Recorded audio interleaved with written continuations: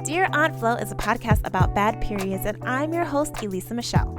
Every month, we'll dive deep into my own vagina monologues as I discuss my journey with endometriosis and share stories that we wish someone would have warned us about sooner. I am your new period BFF, so let's get comfortable speaking about our cycles.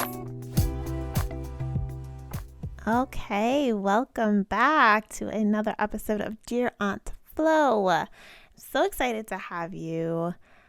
If you started at the beginning, then you're all caught up on why I started this podcast. And now we can get into the details and explore different topics about our cycle. But first, you know what we got to start with, a letter to Dear Aunt Flo. So, Dear Aunt Flo, I wish I could go back to my middle school period days. The time when it came every other month, every couple of months, when it was full force for like a day or two, and then pretty chill for the rest of the week. Where the commercials told us we could run, skip, flip, and take over the world with just a thin sports pad. What a time to be alive. I don't miss the loud packaging though. Sincerely fed up, Elisa Michelle.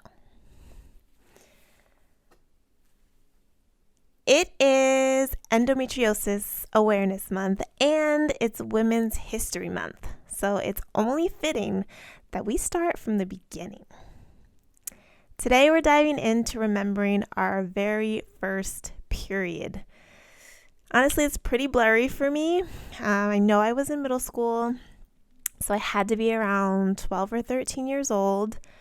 I remember it was the end of the day, end of the school day, and I went to use the bathroom right before taking the trek home. I was a walker. I had to walk from school to home, home to school. I don't think I've ridden a bus since like elementary school. And even then, I would get rides from my mom because I missed the bus, even though it was literally the stop was outside of my house. But I was never a morning person.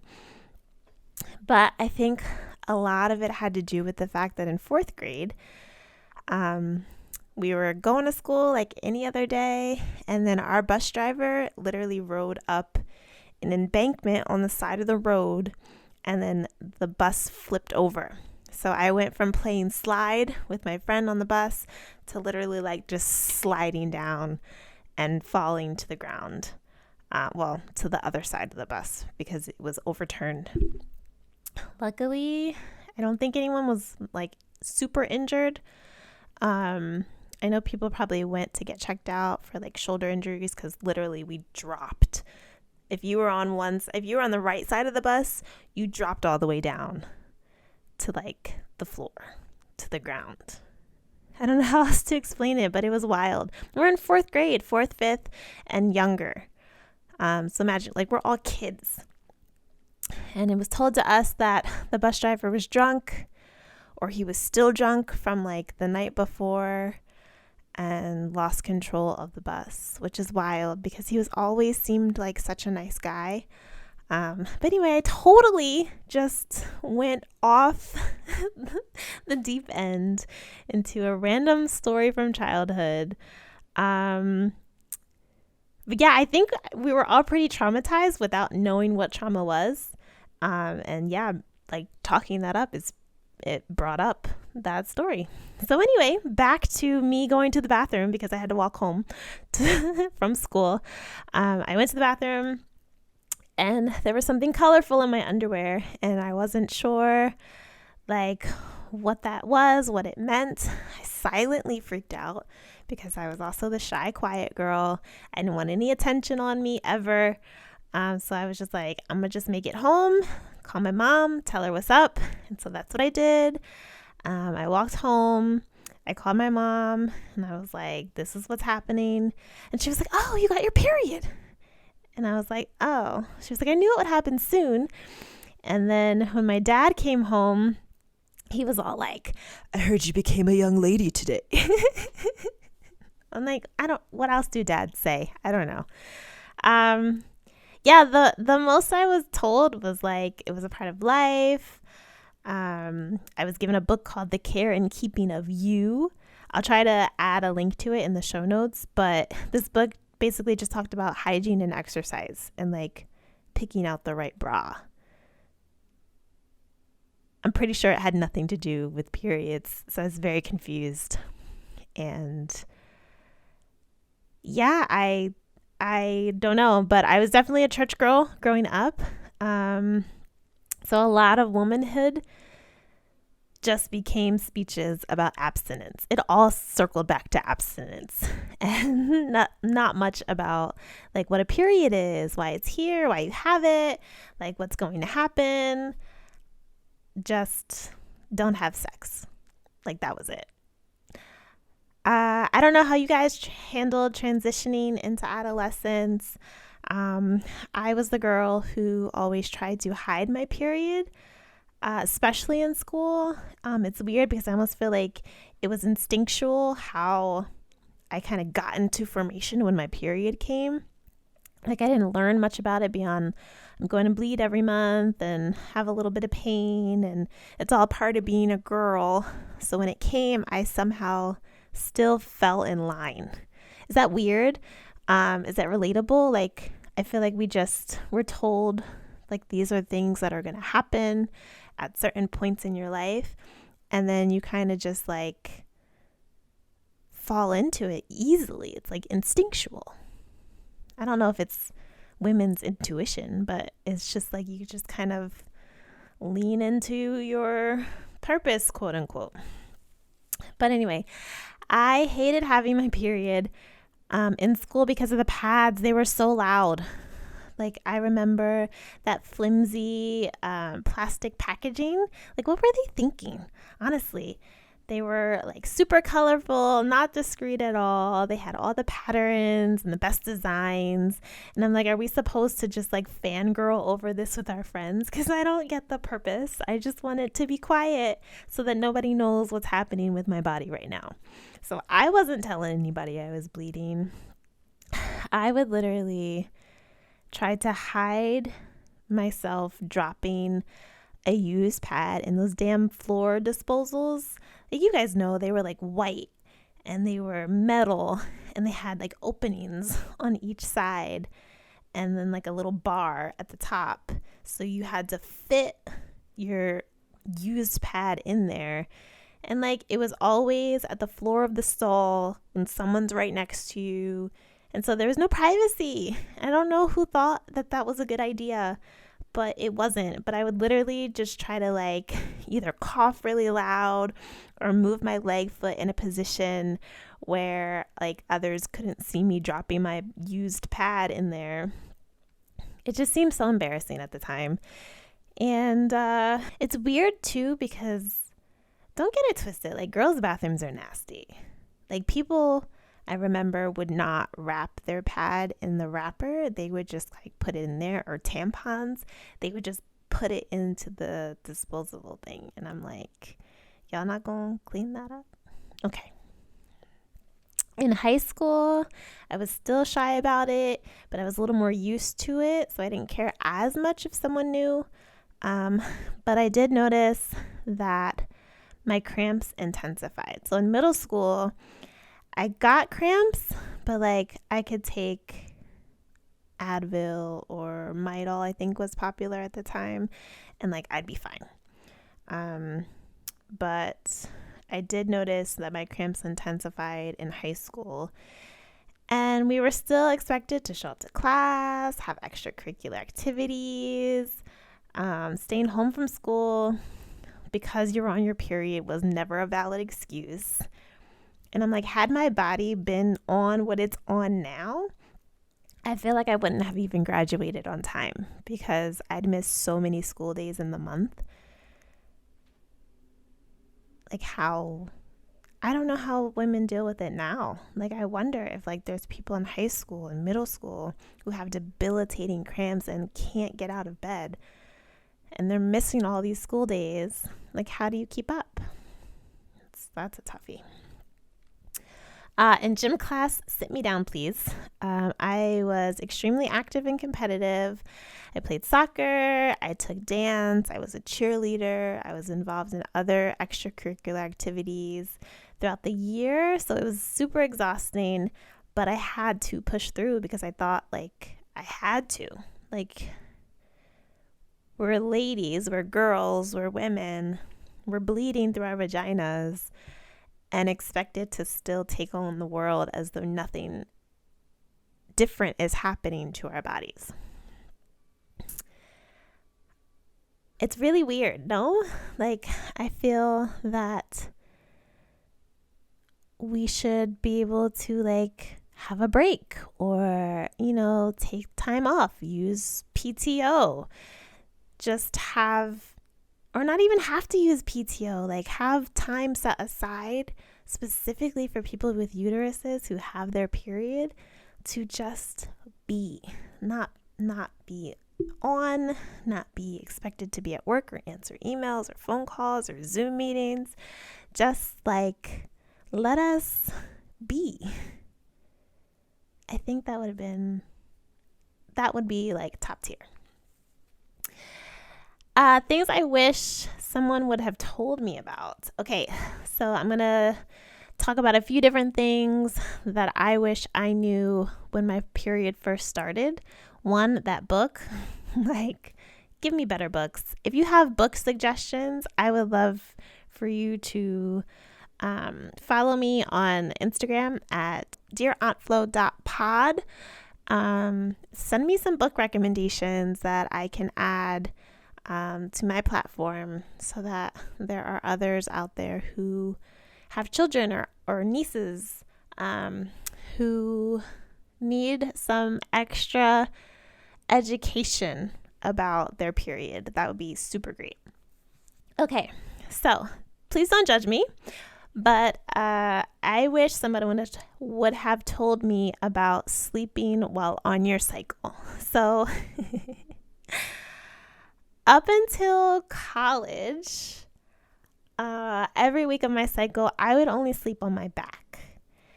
And this was like, I honestly thought that I would leak everywhere if I moved. I didn't trust commercials. I didn't trust anything. I was just like, this makes sense. If I sleep on my back, like it only has like that direction of the pad to go. Like it won't go anywhere else because I'm not moving. So I would literally just like be mummified on the bed. And spoiler alert, I still leaked everywhere. Not everywhere, but I still leaked because it would just go backwards or forwards. So I either slept on my back or I slept on my stomach. If I slept on my back, it would still go backwards and then leak onto my underwear and then onto the pants or shorts I was wearing and then onto the sheets. And the same with if I slept on my stomach. It wasn't until college when I talked to friends about it and they would say how wild they sleep and they have no issues with leaking for the most part. So I tried it one cycle and I was mind blown. I was so mind blown. Stop judging me. I was so mind blown that I was able to just sleep regularly. Sleep on my side, sleep crisscross diagonal, fetal position, like whatever. I could sleep just fine. And that is insane that I didn't know that until I got to college. I feel like you're judging me. I asked you not to. We're moving on to another thing I wish someone would have told me about were tampons. So I used pads up until my junior year of college. And I only didn't use tampons because I was like, that just seems weird that something is just like stuck up there. And what if you forget about it? Or what if it goes all the way up? Or so many different things. But it would have been a huge game changer for me, especially with playing sports and cheerleading during adolescence to high school. Taking dance, all of the movement that I was doing everywhere, all of the time, a tampon would have helped so much. There's so much mess that comes with wearing pads, and God forbid you forget to wear a pad with wings then there's no hope for you whatsoever. There's blood everywhere, because pads without wings, I don't even know why they make those, honestly. They don't stay where they're supposed to stay, and that's not cool.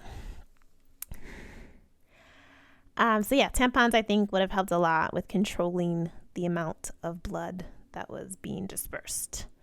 Okay, another thing is every girl my age was probably on her period and embarrassed about it too.